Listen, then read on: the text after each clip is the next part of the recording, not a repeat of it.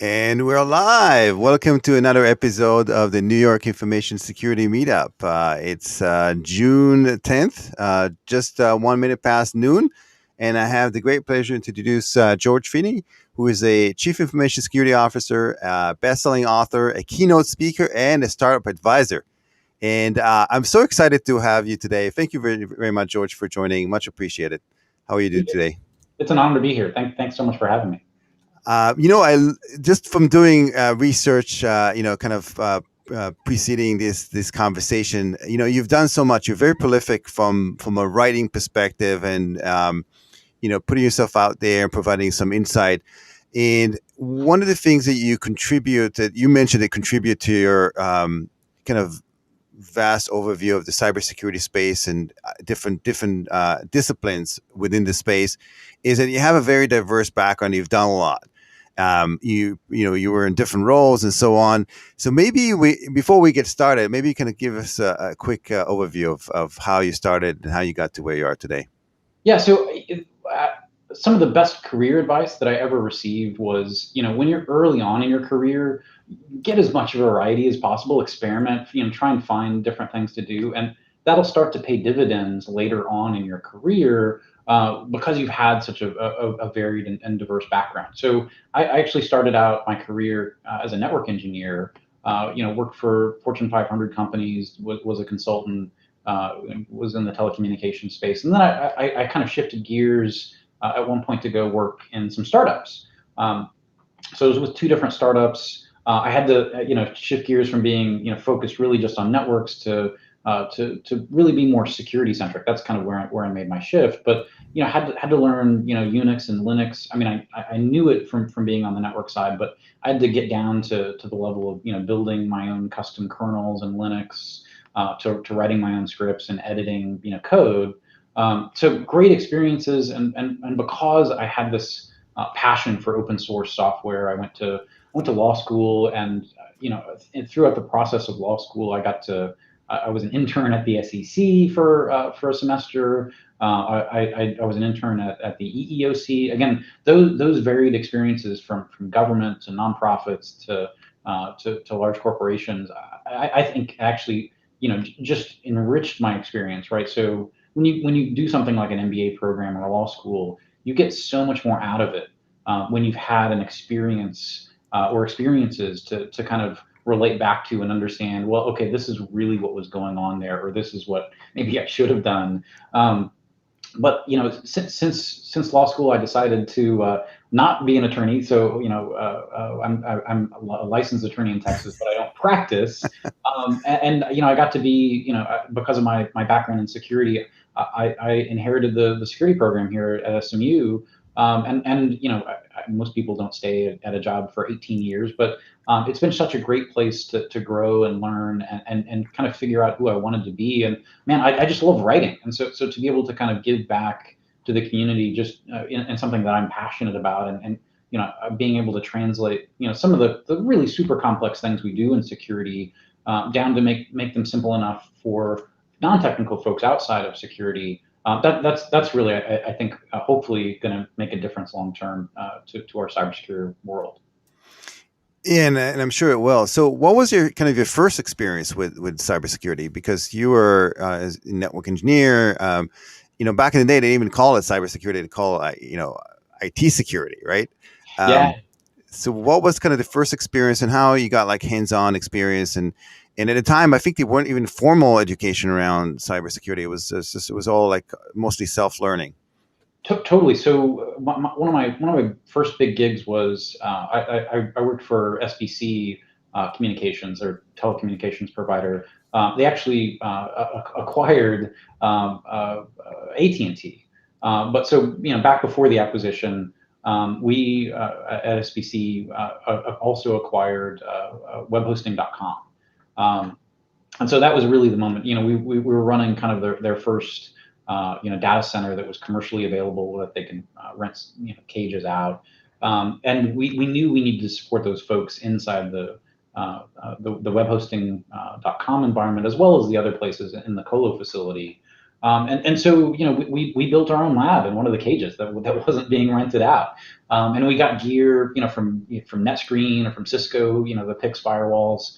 And I was kind of our network operations center lead. And so we kind of built labs for folks to learn on, because all of my folks needed to learn it. And I felt like, hey, if I'm going to ask them to take these labs or build scenarios to do drills or whatnot, I've got to take it on myself. So kind of sitting down, okay, I know what an ACL is. I've done that on routers. What's all this hubbub about, firewalls and policy, and what's different about it, or what's the same? And I think everyone has a role to play when it comes to security, and we've diversified so much now. I mean, we're talking 20 plus years later, that there are whole career paths, right, that didn't exist, whereas before we had to be generalists in IT security. And I think that skill set is really valuable today, to be a generalist, to know how lots of things work. But folks might start out their careers as a SOC engineer or a pen tester and go a really long way in those roles. Hmm. Hmm. Yeah, absolutely. And what made you, a lot of people say, oh, I'm going to go write a book. They make a list of things like, oh, do my taxes, renew my car permit, write a book, um, you know, take my dogs out for annual checkup, and and then write a book thing stays there for a while. And a lot more people don't actually go ahead and do that because it's a major endeavor. And then you wrote what, two books already? Oh Oh, man, it's a little embarrassing. I'm actually on my 10th book. Um, wow, amazing. and I've always wanted to be a writer, right? I remember, back in elementary school, writing little plays that we got to put on for the class, and other things. And I kind of put that aside, and I think for me, that in a way was kind of a personal tragedy. Not I mean, tragedy is probably a strong word, but I kind of gave up on that dream for a long time. And I thought I was just going to be an adult now, and do my career thing. And honestly, it was law school that taught me different. Hmm. So working full time job, going to law school, also almost full time, was horrible. I don't recommend it to anyone. If you need me to talk you out of going to law school, just give me a call, look me on LinkedIn or whatever. Um, but honestly, like, that process, I worked so hard, and I knew if I went to go practice law, as an attorney, man, I'd go shift into working, 3,000 to 4,000 hours a year, pulling all nighters and whatnot. And the value of that, like, to I don't know, help my soul as a human being, I just wasn't seeing it. And so, after I finished the bar exam, my first goal, and one of, frankly, my big reasons for staying at SMU was, hey, I'm gonna write a book. And I wrote a science fiction detective novel. It was called this. It was about a serial killer who leaves his own original works of art at the crime scene of the crime scene. And anyway, so called The Serial Artist. I've actually pulled it because I'm going to rewrite it at some point in the future, because it was not great. And nobody's first book is very good usually, right? But what they don't tell you about writing is that you're gonna isolate yourself in a cave for however many years it takes you to write that book. You're not going to talk to your family. You're going to learn to be a curmudgeon, and their side effects, obviously, but it's like a sickness. And so I wrote a couple other young adult adventure books, and then I felt like I had got my feet under me, and I decided, what, I've got this passion for writing. Let me start writing about cybersecurity. So my first cybersecurity book was No More Magic Wands, because everybody expects us to wave our magic wands and solve all the world's problems. And so I wrote a fictional story about a group of essentially Keebler elves who make magic wands, and they get hacked, and they can't use magic to go fix their problems, right?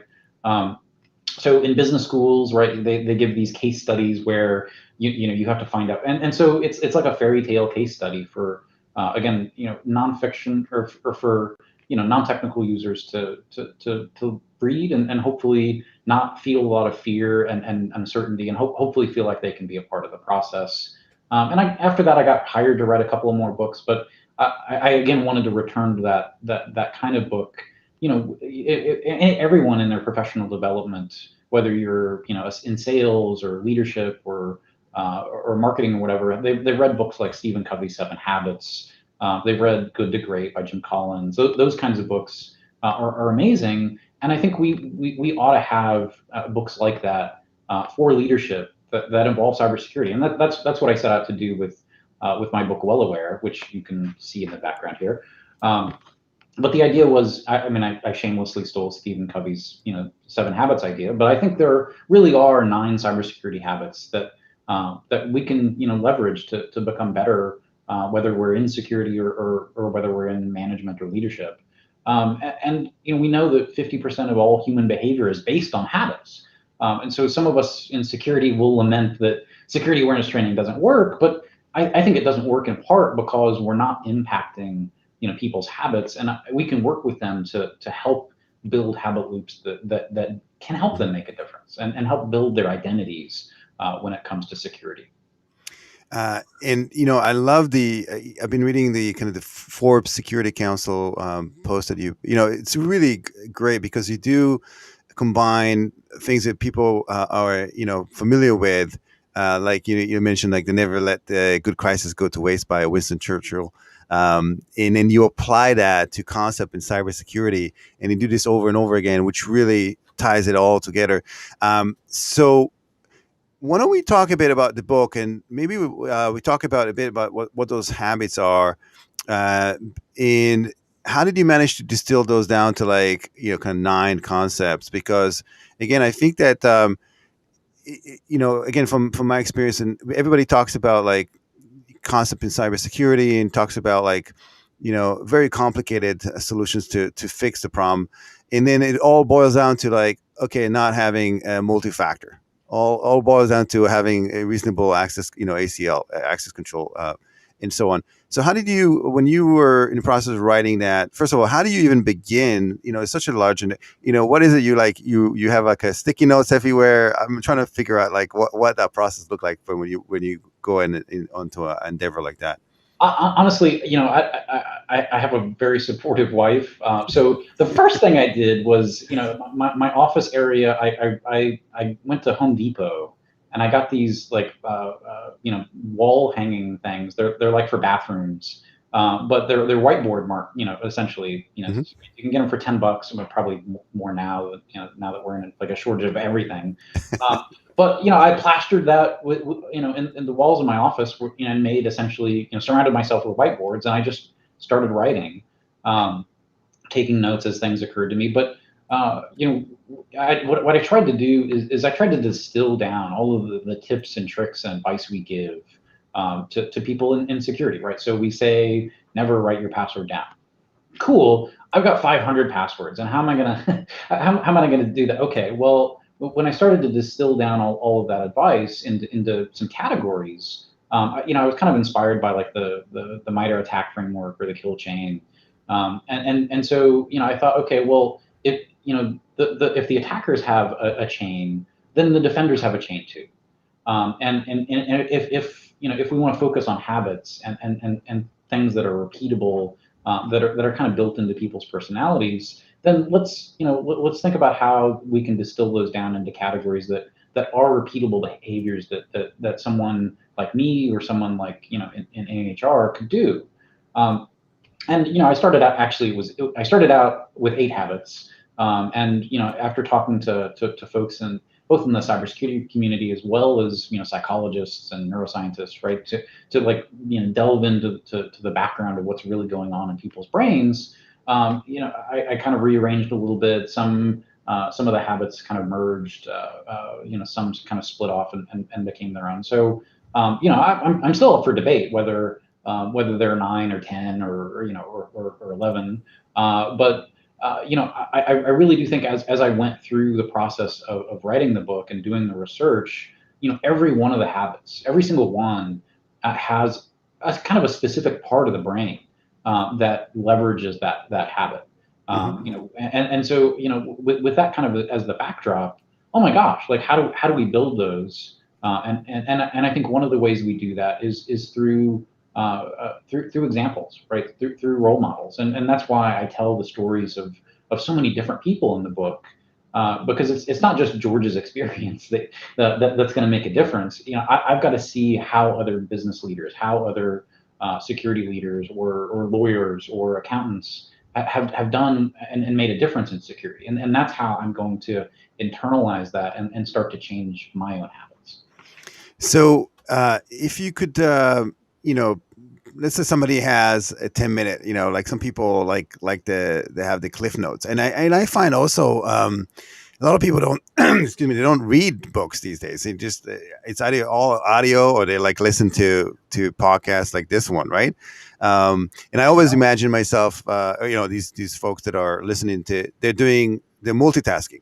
They might Mm. be like mowing the lawn or taking the dog for a walk, or and then they listen while they're doing it. So they do multiple. So with that said, if somebody wanted to kind of get the high level of what those this framework is, what would that be? Like, those habits, like, uh, Yes. So the habits simply are literacy, skepticism, vigilance, secrecy, culture, diligence, community, mirroring, and deception. And so at a high level, I think those are the categories. But really, I think the most important part is when we give people security advice, right? We tell them what to do, and sometimes we kind of use fear, and instead I think having hope or optimism as the motivator, right? Fear is a great motivator to get you to avoid doing bad things. mhm. But if you need to kind of inspire people to proactively do things, how do you do that? Well, I mean, again, you have to inspire them, and we have to kind of customize it and tailor it to their lives, right? So I can't just tell you, never write your password down. I have to help you, do that hard work of figuring out, okay, well, you're a single mom, and you've got two kids, and you've got to share passwords, and you've got school passwords, and you've got to help your kids remember them, and you've got your own store. Okay, cool. Here's how to build that habit. And we know from research that there's a habit loop. So there are three parts to building a habit. There's the cue that gets you the trigger, right? That gets you to do the behavior. There's the behavior itself, and then there's a reward at the end. And the reward is just as important as every other part, because it gives you that little dopamine release that triggers you the next time when you see the cue to actually trick you into doing that new behavior, right? And so I think doing all of those things together, my approach, is that we need to build recipes, right? That simple cards that can help people, not just tell them what to do, which can feel super judgy, right? Yeah, I'm constantly berating you. You should go, never write your password down, and then after you write your password down and I find it, I've got to go berate you for not listening to me, right? That's not a great relationship that security people should have with their communities. So instead, if I can give you a recipe card and help you select the right habits, and help you find the right cues in your life that make sense, and help you find the right rewards that really mean something to you, and connect those habits together with other habits that you have in your life, that I think has real power and meaning to our communities. And I also, one of the folks I work with a few weeks ago, I like to trick people. I'm kind of Irish, and so I throw, we call it Blarney, right? Um, so I'll throw out like practical jokes from time to time, and one of the ladies that I work with, she fell for it, and she's like, "Oh, I'm so gullible," right? And that bothered me, right? Why, if you can't make your identity mean that you're gullible all the time. And so actually yesterday I launched a cybersecurity personality assessment, similar to like Myers-Briggs or those kinds of things. And people really identify with Myers-Briggs, right? Everyone I talk to, doesn't matter who they are, like they know off the top of their head what personality trait there are, the four letters. And so I think if we can, have a cyber personality assessment that proactively helps you find your habit strengths, and you can use that identity to say, hey, actually, no, I'm not gullible. I am, my strength is really community and vigilance, which makes me a cybersecurity, observer, and I can leverage that to find the right habits to customize for me and start to help me build that identity that can, help me, go out and do whatever it is that I do in my world.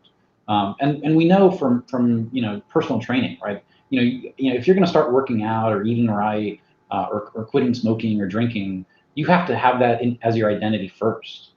That's going to predict whether you're successful, or fail at those things.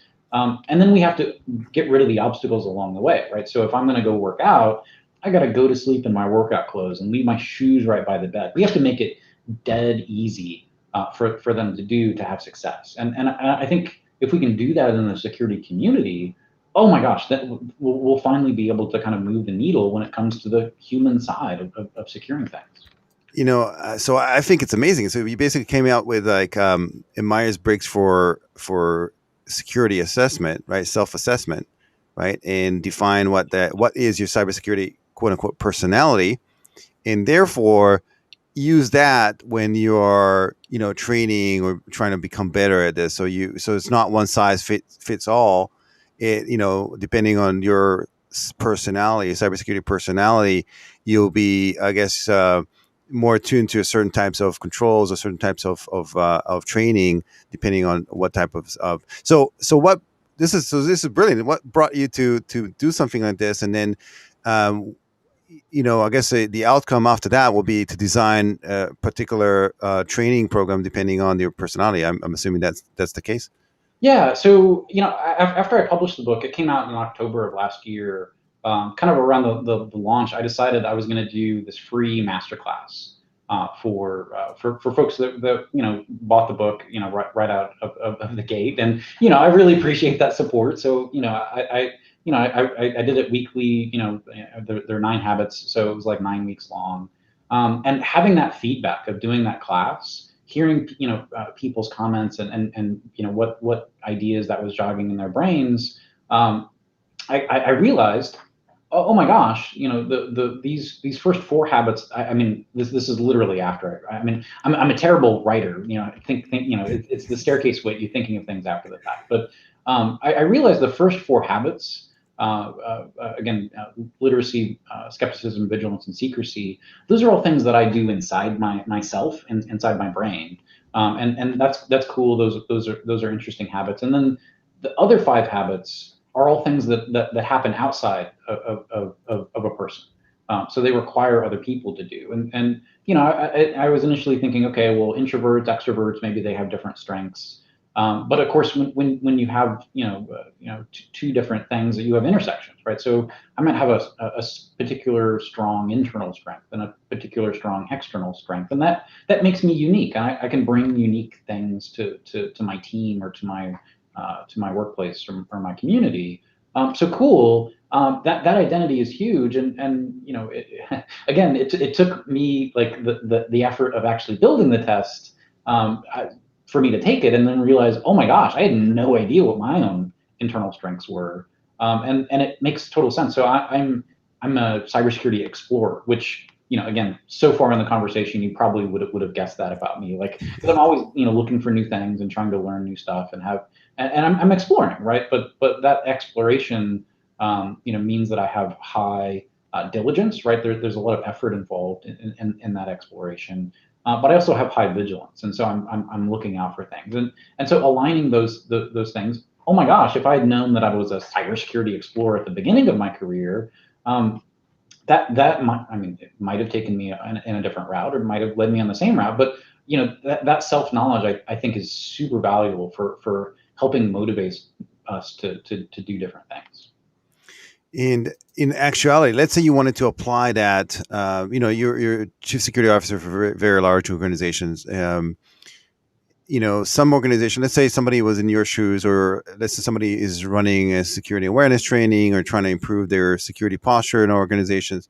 What is kind of top of mind? What's the easiest way to apply these principles to what they're trying to achieve? And again, because I think it's such a huge task. I mean, sometimes you got to start somewhere, and you got to pick like the easiest path, the path of least resistance. Like, what is the kind of the top two or three things they can do to take this type of framework and apply that to make the organization better? Yeah, so I think that's another big reason why I created the personality test, right? It's one thing to like have to read a 200-page book about habits. Like, okay, cool, I'm just interested in nonfiction. So I wanted to make it actionable, right? And so the first thing I would say, and again, we can put this in the chat, but it's the personality test is on my website, wellawaresecurity.com, cyber-personality-test. So I think using that as a starting point to help orient whether whether you're trying to train a group of individuals or just coaching one-on-one, I think that's really cool, right? So you can use that. Hey, here are your strengths. We want to inspire you. We want to motivate you to do cool things. And we think because we know from other leadership or wellness coaches, right? They'll focus on your strengths because there's only so much progress you're going to make focusing on your weaknesses. You can make so much more progress faster focusing on your strengths. So identifying those will help you identify the sweet spot um, to get there faster. And then from there, again, I've got these recipe cards that are habit prompt behavior reward. And so again, going back to those habit recipes, I want to build a cookbook. And I think working with your communities, working in your organization to build that internal cookbook, or I'm building one globally for anybody that uses it. Feel free to share your recipes, and we'll build a nice cool cookbook together. But having that roadmap will get you to take progress faster. There's some other kind of more actionable things in the book. One thing we found from psychology research is that journaling. I mean, it sounds a little touchy-feely, right? And maybe we're in technology and we don't like talking about those things, but actually, like writing down on a piece of paper, reflecting about the day's events or reflecting on what you're going to do the next day makes you relive that experience twice. You remember it more. It's a stronger experience, and they've shown in other areas of human experience that if you journal, you might have better relationships. You might recover from surgeries faster, and I think you'll get more cybersecure more quickly. I've also done this thing at SMU. Again, it's kind of actionable, but I'm teaching my users to frown when they read email or when they pick up the phone. Or get a weird text message, and okay, like we're tired. I've heard, especially ladies complain a lot about being told to smile. So I'm not doing that anymore. But if we can instead teach people to frown, I conducted an experiment with my users here at SMU. It was a controlled study, right? We had a control group and an experiment group, but the folks that I taught to frown while they were reading email. I sent them a simulated phishing message every day for a month. They signed up. They won a free vacation day for the person who clicked the fewest times. So it was a fun thing. Everybody loved it. But the frowning group, the people who frowned while they were reading email, were 43% less likely to click on a phishing message than everyone else. And on top of that, they were 3 times more likely to report the phishing message, right? And so again, think about that control group. There were 2 vacation days on the line, right? One for Hmm. the control group and one for the experiment group. There is a huge incentive, right? I mean, that is the ideal circumstance in security, right? We want to make sure that people don't click on phishing messages, and giving away free vacation days is the ultimate motivation. But the frowning group still beat them by a huge margin. And I think we've heard the research that smiling for 30 seconds will trick your brain into becoming happy and releasing endorphins and whatnot. But the same thing happens, or a similar thing happens when you frown, right? It releases, the chemicals that help you be more vigilant, and apparently help you identify phishing better. So, I think there are techniques in the book that we can definitely leverage. Meditation, again, another thing that really impacts our vigilance. So we can't just necessarily think about the tools or technologies we use. I'm not saying, by the way, that we should get rid of technology. We definitely need, all of those best practices, the same basic hygiene for security. It's really just approaching the humans that are having to do all of those things and helping them, smooth out that process. You know, Yeah. it's really amazing. Again, most people know about the smiling, but they're not. You realize that the inverse is true as well, and that can be applied to be more vigilant. Truly remarkable. I learned something new. That's really amazing. So, where do we go from here? you know, we keep hearing more and more incidents is becoming front and center, the latest like pipelines and so on. And we almost feel like the sky is kind of falling. You're laughing, but I mean, it's true.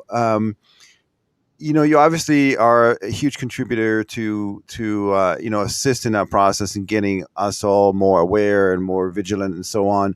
But is this enough? Like, where are we going from here? Like, how do we collectively become better at this?